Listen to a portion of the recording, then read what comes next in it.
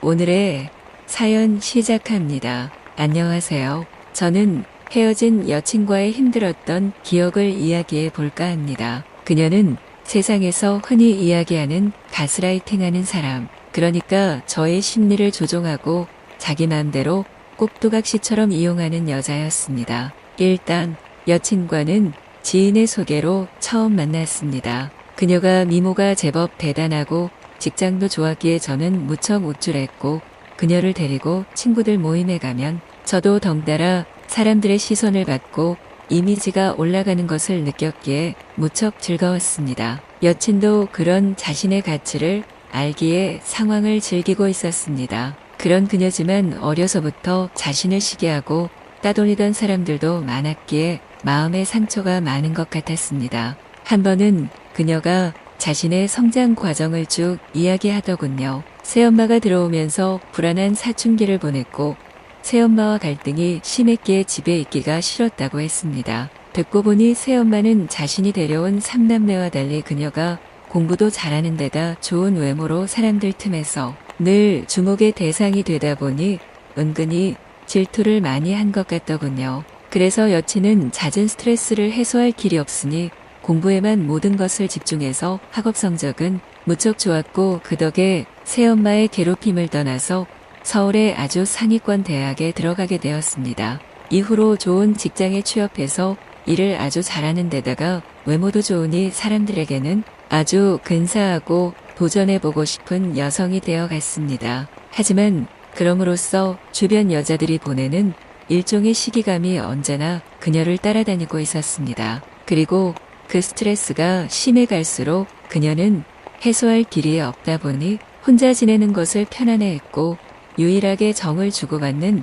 반려견에게 더 집착했다고 합니다. 그런데 여친이 의외로 아주 잔인한 구석이 있어서 때때로 반려견을 함부로 괴롭히고 때로 은근한 화풀이 상대로 삼았는데 그 이유가 저는 짐작이 되었습니다. 그녀가 살아왔던 이야기들을 조용히 떠올려 보니 그녀의 잔인성이 성장 과정에 극심한 스트레스와 무관하지 않으리라는 생각이 들었던 것이지요. 그녀는 살면서 학대당한 것을 떠올리며 나약한 동물들에게 학대를 가했을 것이고, 그러면서 아픈 자신의 기억을 뒤집어 엎고 자신을 가해자의 입장에 세워보고픈 마음이 들었을 것입니다. 그래서 저는 가능하면 그녀가 안정된 마음으로 저와 즐거운 연애기를 보내면서 어서 마음의 상처가 치유되었으면 했습니다. 그런데 그런 제 마음도 모르고 그녀는 어느 순간부터는 저를 은근히 심리적으로 조정하려는 마음까지 가지게 되었습니다.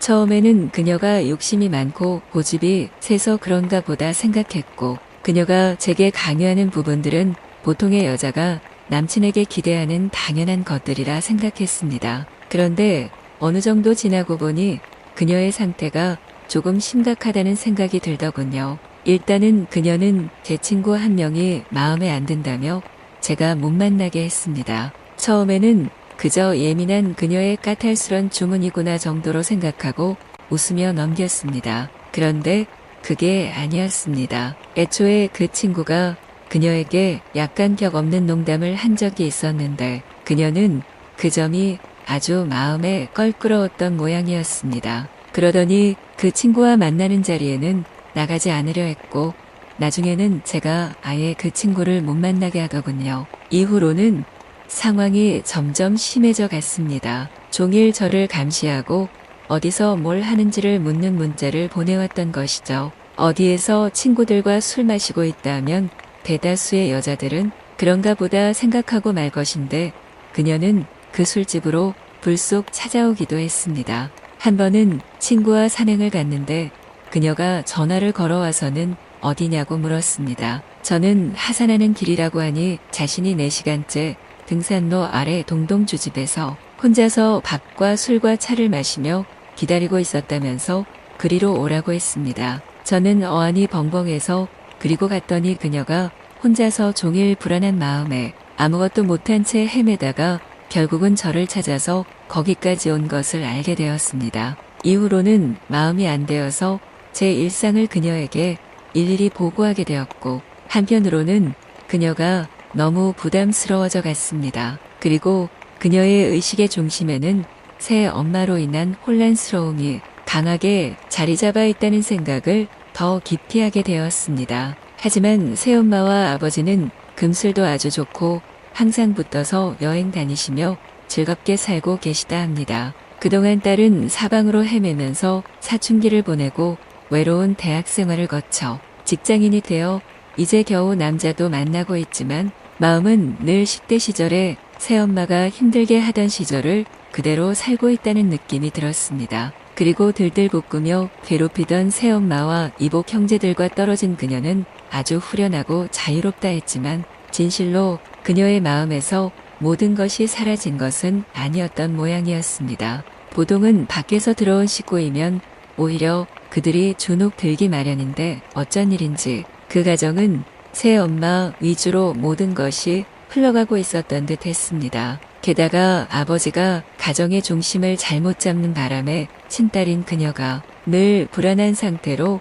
혼자 방치돼 버린 모양이었습니다. 더구나 그녀에게는 의지할 형제도 없었던 데다가 새엄마가 데려온 3명의 자식들이 이미 겉으로는 아버지의 신임을 얻고 단단한 결속력으로 가족의 형태를 갖추어가고 있었으니 친딸인 그녀가 오히려 이방인처럼 돼 버렸단 것입니다. 더욱이 새엄마가 중도적인 마음으로 가정을 꾸려가지는 않았던 것 같았습니다. 한창 사춘기를 지나는 전처의 자식이 가여워서라도 차별 대우나 차가운 반응을 보여서는 안 되는데 생각이 아주 짧았구나 싶더군요. 어떻건 그런 환경에서 자라온 때문인지 여친은 제게 심하게 집착했고 자신이 꿈꿔왔던 완벽하다 싶은 삶의 형태에 저와 자신을 함께 넣으려고 애써왔던 것 같았습니다. 그렇다고 그녀와 저의 사이가 특별히 나쁜 것은 아니었습니다. 그저 그녀가 집착이 심해서 저를 간섭했고 심할 때는 정도를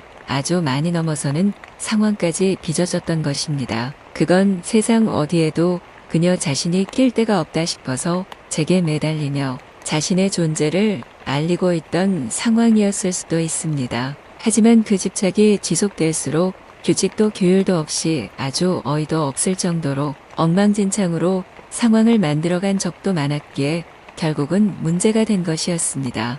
감당이 안 되어서 저는 결국 그녀와 이별을 통보하고 아주 어렵게 그녀를 제게서 떼냈고 헤어지는 과정에서 경찰이 동원되었고 접근 금지 신청도 했습니다. 그녀가 왜 그런 정신세계를 갖게 되었는지를 대충 알고 있기에 너무 안타까운 마음은 들었지만 더 이상은 그녀에게 희생되고 싶지가 않았습니다. 더구나 그녀가 그 즈음에는 아주 어이없는 것에까지 잔머리를 굴리며 저를 괴롭히는 지경에 이르렀고 제가 쩔쩔매는 것을 아주 즐기며 게임하듯이 저를 조종하며 세상을 다 가진 듯이 굴고 있었습니다. 알고 보면 그녀는 화려한 외모와 좋은 학벌과 좋은 직업이란 표면 저 너머에서 학대당하고 외면받으며 살아온 아주 가엾은 사춘기 시절의 나약한 소녀로 여전히 울고 있었습니다. 그리고 그것이 자신이 아닌 듯이 설정하려고 애써 남의 지배자로 군림하려 했던 것 같았습니다.